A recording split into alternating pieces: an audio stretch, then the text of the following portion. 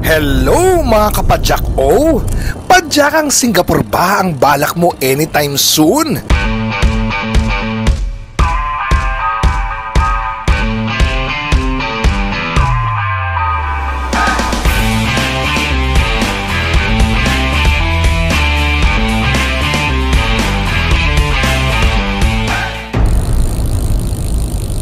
Di naman ako expert pero baka makatulong sa inyo ang na-experience kong pagpadyak sa Lion City.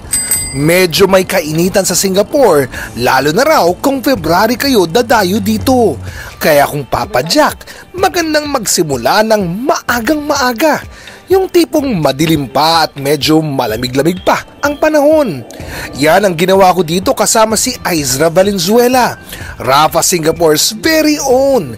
Pinoy yan, pero 20 years nang naninirahan dito. Di nyo na itatanong, champion cyclist yan. Late na ako nag-start mag-bike kaya na-enjoy ko naman. Kaso nga lang, yun nga, medyo late na nung nag-start ako. Late na pero nag-champion ka pa, di ba? Pinakamataas na achievement ko yung national championship ng team time trial. Tapos may mga mountain bike races. Maliliit na race lang. So, ano no? Ang moral lesson na ito, it's never too late talaga, di ba? Never too late. Kaya ka pala ginaganahan mag-bike eh. Siyempre. Sobra, few pa lang, panalo na. Sobrang swerte ko, sinamahan ako ni Aizra. Nakita ko to. Na-witness ko to. Malamang kung hindi ko sama si Aizra, mamaya pa ako magbibisikleta, mag-rent pa lang ako. View ko nga yan eh. View ko sa gabi. Pinili talaga ni MG yung may ano eh. View man. Ganda. Punta tayo dun sa baba na. Pwede. Mabuti na yung maaga para kahit medyo mapatagal ng kaunti, di masyado aabutan ng matinding sikat ng araw. Ayos naman ang mga kalsada dito, well lit ang mga streets at bihira ang mga baku-bako. May mga cycling paths naman pero hindi sa lahat ng lugar. Ayon sa nag-google kong impormasyon, meron na raw 525 kilometers na cycling paths dito at target daw na paabutin ito hanggang 1,300 kilometers by 2030. Makwento ko na rin lang. Alam nyo ba ito si Aizra may ride dapat sa araw na ito pero pinili niya akong samahan. Assembling niya sana.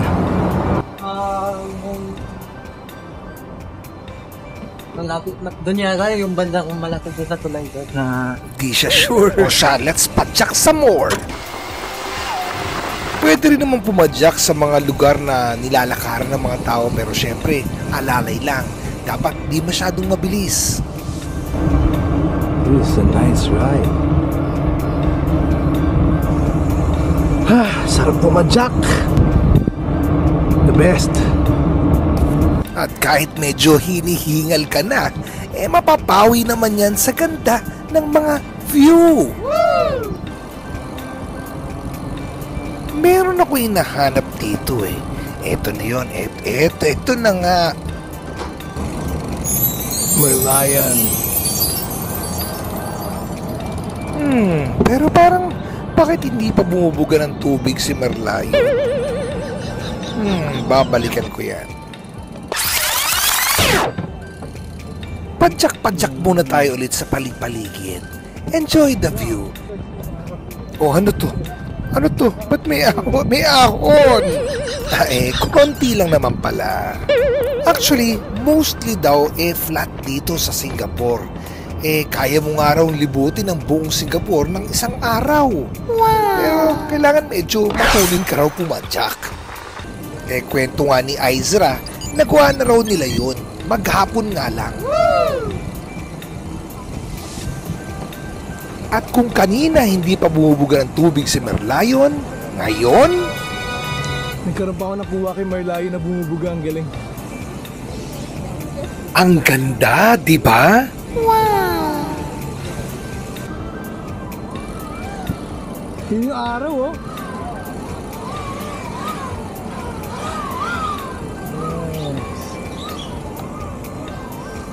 Yan, nakukuha naman ito eh. To be honest, I felt safe talaga habang pumapadyak dito sa Singapore. Parang ligtas na ligtas ka ba?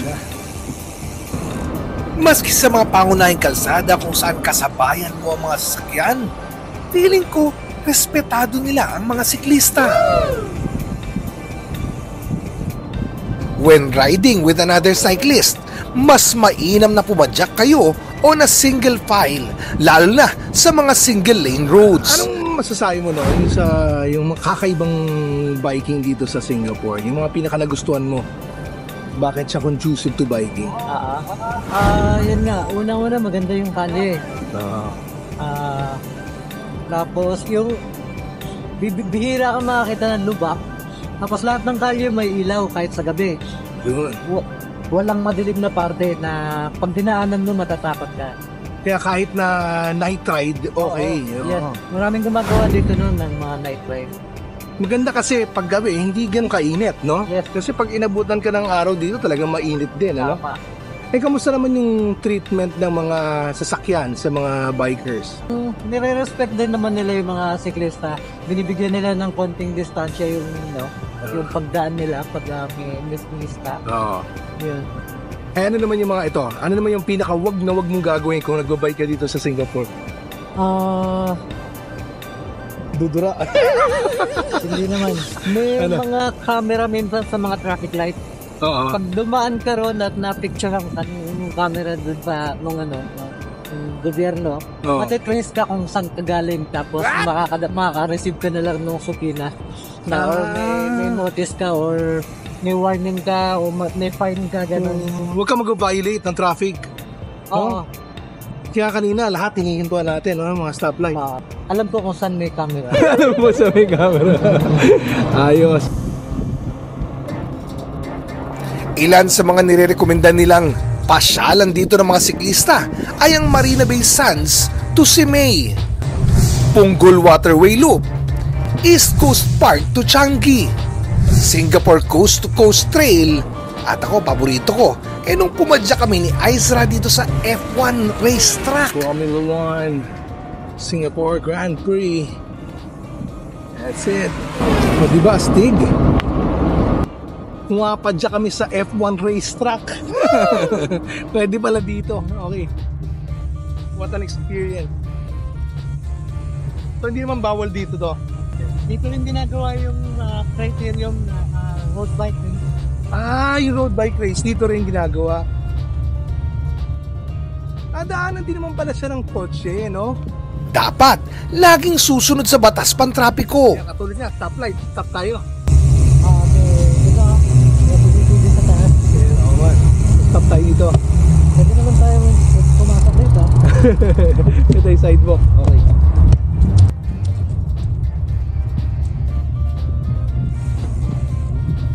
Always travel in the same direction as the flow of traffic. Malaking tulong din na kabisado mo ang mga hand signals.